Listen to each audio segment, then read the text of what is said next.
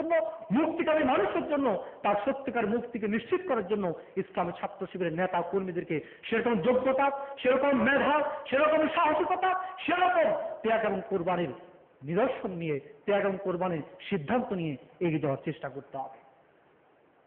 যদিও আজকে আমরা যখন আমাদের এই বাংলাদেশ সংখ্যাগরিষ্ঠ মুসলমানদের প্রিয়জননী বাংলাদেশ, আজকে সেই বাংলাদেশে সবচাইতে বড় জুলুম এবং ষড়যন্ত্রের শিকার হচ্ছে আমাদের ইসলাম, ইসলামী আন্দোলন এবং ইসলামী আন্দোলন নেতৃবৃন্দ। আজকে সবচেয়ে বেশি লাঞ্ছনার শিকার হচ্ছে মহাগ্রন্থ আল কোরআন, যে কোরআনকে রাসূল করিম সাল্লাল্লাহু আলাইহি ওয়াসাল্লাম নিয়ে এসেছিলেন অনাগতকালে মানুষের জন্য, মুক্তির জন্য, যে কোরআনকে প্রেরণ করে আরো নিজে বলেছেন হাযা বায়ানুল লিনাস ওয়া হুদা ওয়া মাওয়াইযাতুল লিল মুত্তাকিন। আজকে যেই হিদায়াত গ্রন্থটি কিয়ামত পর্যন্ত সকল মানুষের জন্য একটি পথ প্রদর্শক হিসেবে আজকে আমাদের সামনে উপস্থাপিত, সেটি একটি দ্বিতীয় বৃহত্তম মুসলিম কান্ট্রি হিসাবে আজকে আমাদের সরকারের কাছে, আজকে সরকারকে যারা দায়িত্ব রয়েছেন তাদের কাছে সবচেয়ে বেশি লাঞ্ছনা এবং অবহেলার শিকার হচ্ছে আজকে সেই মহাগ্রন্থ আল কোরআন। সম্মানিত ভাইয়েরা, আজকে সরকার এক এক করে তাদের যে কর্মসূচিগুলো পালন করছে, সেই কর্মসূচিগুলো আমাদের ঈমান এবং আকীদার পরিপন্থী কাজগুলো করার মধ্য দিয়ে তারা আমাদের অন্তর আঘাত দেওয়ার চেষ্টা করছে। আমরা আজকে সরকারের কাছে এতটুকু দাবি জানাবো, এতটুকু আহ্বান করব, আমাদের নেতা কর্মীদেরকে গ্রেফতার করা হয়েছে, আমাদের এখনো পর্যন্ত অব্যাহতভাবে ইসলামী ছাত্র শিবিরের নেতা কর্মীদেরকে তালিকা করে আজকে গ্রেফতার করার চেষ্টা করা হচ্ছে কোন রকম কারণ ছাড়াই।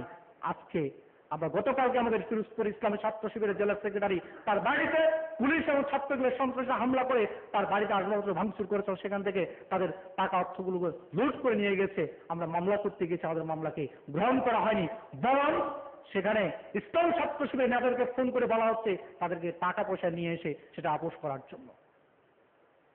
আমরা সরকারের দাবি জানাচ্ছি, আমাদেরকে মামলা, জেল, জুলুম, নির্যাতনের ভয় দেখে লাভ নেই।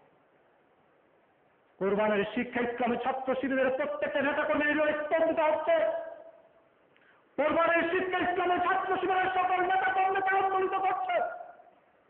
সুতরাং যারা শুধুমাত্র পশু কোরবানি নয়, পশুত্বের কোরবানি নয়, যারা জীবনকে কোরবানি করে সিদ্ধান্ত নিয়ে রাজপথে নেমে এসেছে, তাদেরকে জুলুম নির্যাতন করে এই আন্দোলন থেকে দূরে সরে যাবে না।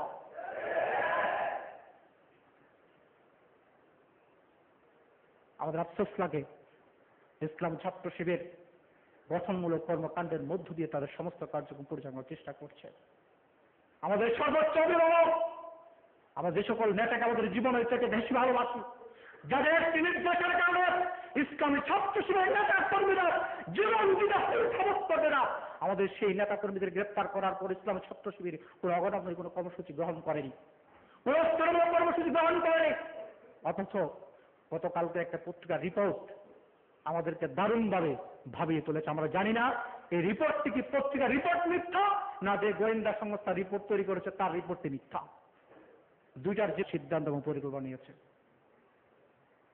আমরা আজকে স্পষ্টভাবে বলছি, এই পত্রিকার রিপোর্টটি যদি পত্রিকায় যদি মিথ্যা রিপোর্ট ছাপিয়ে থাকে, তাহলে অবিলম্বে এই সমস্ত পত্রিকার বিরুদ্ধে সরকারের ব্যবস্থা নেওয়া উচিত।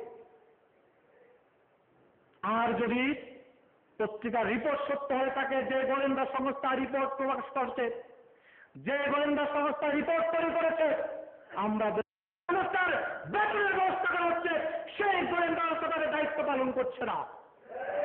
অবিলম্বে সেই গোয়েন্দা সংস্থাকে বন্ধ করে দেওয়া উচিত। আর ইসলামী ছাত্র শিবির এরকম কোন কর্মসূচি পরিকল্পনা ইসলামী ছাত্র শিবির গ্রহণ করেন, যারা মিথ্যা রিপোর্ট দিয়ে তালিকা নয়।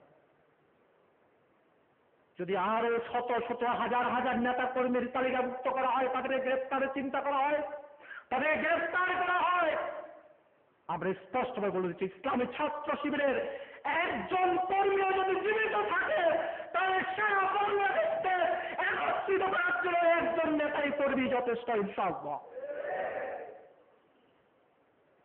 আমরা সে রাজপথ থেকে ফিরে আসতে চাই, আমরা পড়ায় টেবিলে বসতে চাই, আমরা দেশ পরিচালনার কাজে সরকারকে সহযোগিতা করতে চাই। সমৃদ্ধ বাংলাদেশ গঠন করার জন্য যে মেধা, যোগ্যতা, দক্ষতার দরকার রয়েছে, ইসলামী ছাত্র শিবির সেই কর্মসূচি পালন করার মধ্য দিয়ে আগামী দিনের নেতৃত্ব তৈরি করতে চাই ইসলামী ছাত্র শিবির শিবির বদ্ধপরিকর। সুতরাং এইসব মিথ্যা বিভ্রান্তমূলক রিপোর্টগুলোর মধ্য দিয়ে প্রতিষ্ঠিত করার জন্য আমরা সরকারের কাছে আহ্বান জানাচ্ছি।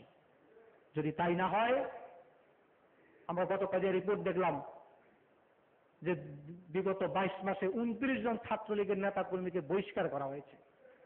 কিন্তু ছাত্রলীগের সন্ত্রাস কি কমেছে? কমেছে কিনা? না। এই ছাত্রলীগকে ছাত্রলীগ তার নিজেরা বহিষ্কার করে ছাত্রলীগের সন্ত্রাসকে দমন করা যাবে না। আর এই দমন করার প্রসেস বাংলাদেশের মানুষের কাছে আছে, বাংলাদেশের ছাত্র সমাজের কাছে আছে।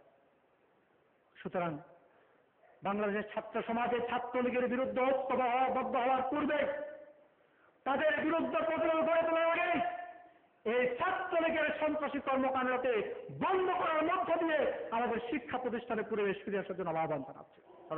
ঈদ প্রীতি সম্মেলনের প্রিয় সভাপতি, প্রিয় কেন্দ্রীয় মহানগর নেতৃবৃন্দ ও বিভিন্ন পর্যায়ের দায়িত্বশীল ছাত্র ভাইয়েরা, আসসালামু আলাইকুম ওয়া রাহমাতুল্লাহ।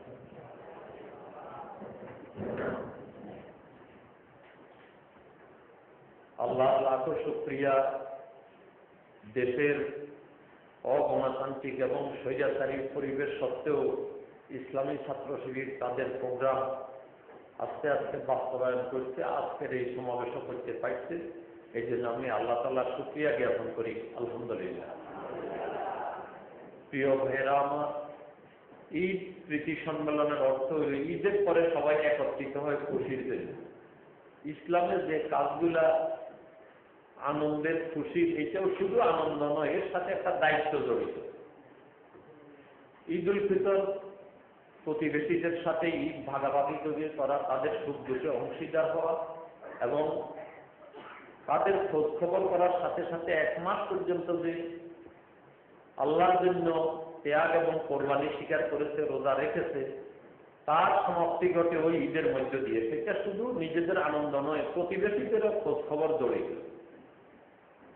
আর ঈদুল আজহা তো হযরত ইব্রাহিম আলাইহিস সালামের একটা সুন্নত, যে আমরা অন্যান্য নবীদেরকেও যে সম্মান করি, মর্যাদা দিই, তার একটা বড় উদাহরণ যে হযরত ইব্রাহিম আলাইহিস সালামের এই সুন্নত সমগ্র মুসলমান জাতি পালন করে।